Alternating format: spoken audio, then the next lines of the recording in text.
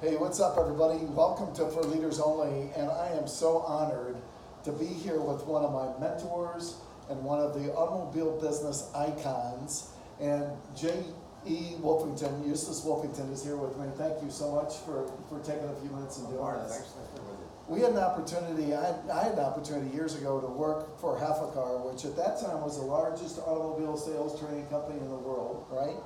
And we were going across the world teaching people about trade cycles. And we had a reunion this week and had about, 80, 90 guys probably? Yeah, about that, yeah. And family together and we haven't seen each other for about 20 or 25 years.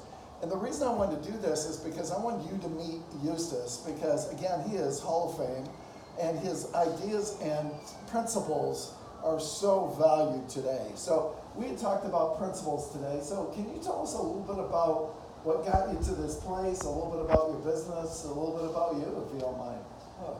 Where do we begin? Yeah. We formed a set of principles that we want to rely on to operate our business that were developed under the same concept as the scriptures.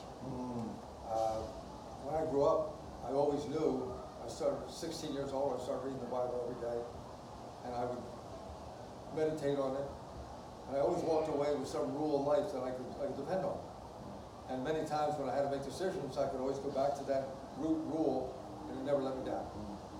So in business, over the years, what evolved is the same concept. There were certain basic things that you had to do in business to really make things 100% successful. 100% is a word that we shoot for. The main idea we started with is how people think. That whenever you have an organization, everybody has to be part on the same page, on the same thinking. We never tell people how to think. What we do is we brainstorm with everybody. Because we have a concept that everyone counts. So we get everyone's input, whether you're sweeping the floor or whether you're running the company. We all get together in a room and we brainstorm all our ideas. When we walk out of there, we all know the what, the why, and the how. More importantly, the why of what we're doing and why we're doing it. So that's the foundational idea behind our principles. The principles themselves are big. Our root. I mentioned you earlier, Bart, that we don't like to do things at the plant level. Most people do things at the plant level, and we like to do things at the root level. And that's when we came up with the word foundational, our foundational principles. We believe that, if the acorn's right, we get the mighty oak. If the acorn's not right, we're in trouble. And to get the right acorn, the principles we follow, the next principle is profound knowledge. Profound knowledge is end you know is certainty. 2 times 2 is 4. Day follows night. We seek that in everything we do. And that becomes part of our language in our company. The third is results. We have a unique idea of the way you don't work towards a result.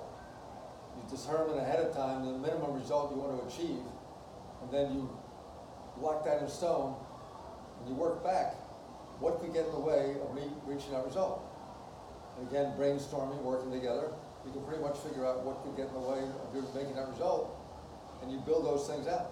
You build those problems out to the best of your ability based on profound knowledge. It was fascinating as you say that. I just want to interject that. When I heard that today, I thought we are all about setting goals, correct? Yep. And we know that people of success set goals. And what I heard from that, though, is it's the result. What's our vision? What's our end? Right. We're going to go backwards, and we're going to do step by step, whatever it takes, 100% to get that result. And there's no turning back. And there's no turning back. And you can make it a minimum result, make it a minimum goal, but that you're going to achieve no matter what. It's not even a question. Fantastic. And it just changes your whole way of thinking because it forces you to think of the obstacles that you're going to face.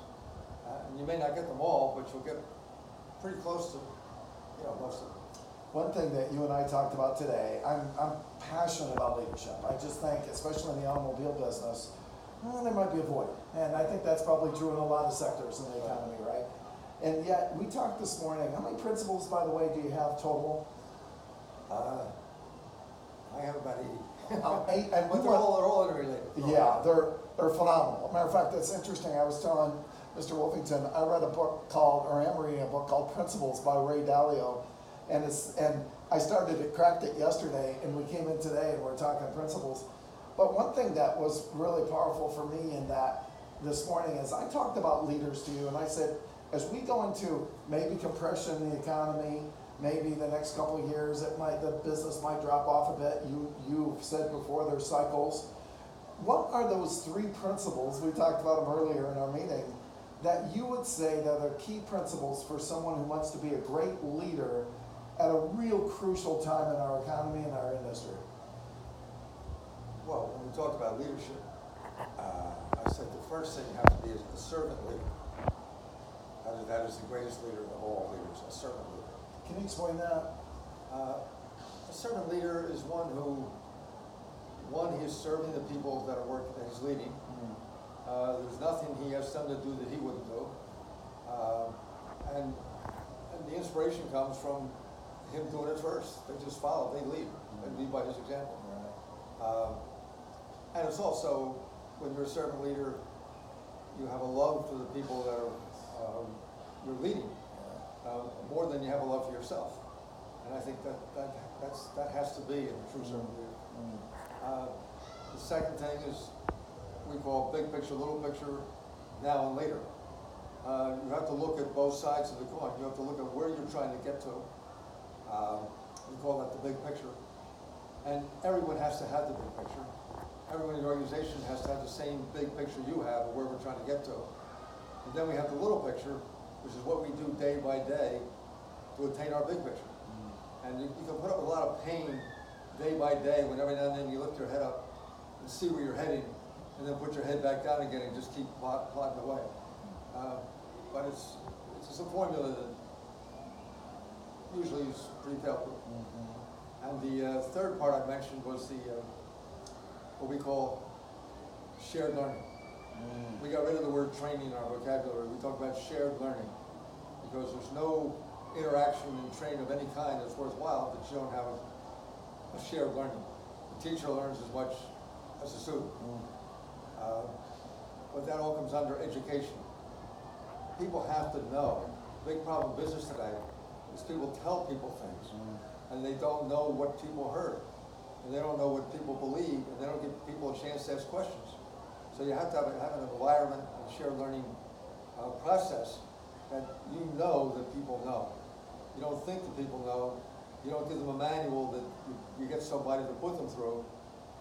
You know that they know. And it has the input from the top down is input into that shared learning process.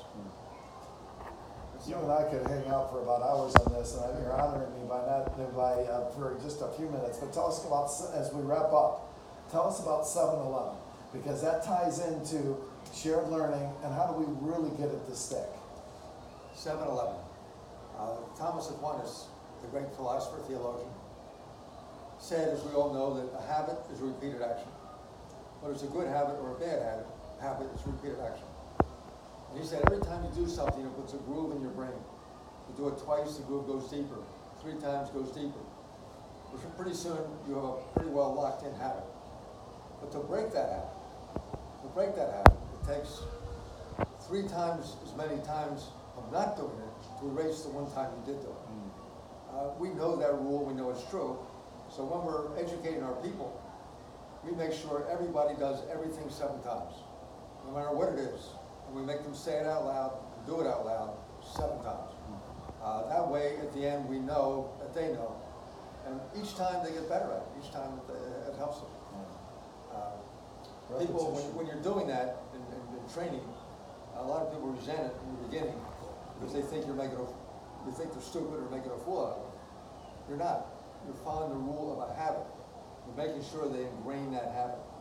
Because in any business, one of the major problems is people don't change, they resist change, but when they do change, they fall back into their old habits very quickly. So you have to break the old habits. You can only do that by making new habits. And you can't have a habit unless you do it 7 times. Excellent. I read something recently that in our awakening hours, 50%, what we do, 50% of it is habits, Yep. and half of those are bad habits, and it might even be higher. So that's a way to reprogram, as you call, Yeah. our mind computer. I'm like right? a kid, yeah. Thank you so much. God bless you. Thank you for being such a great leader Well, and thank you, a Rick. man of God, and thank you Thank for you for hanging making it out so with quick us. and easy. Yes. We'll talk to you next time, everybody, on For Leaders Only.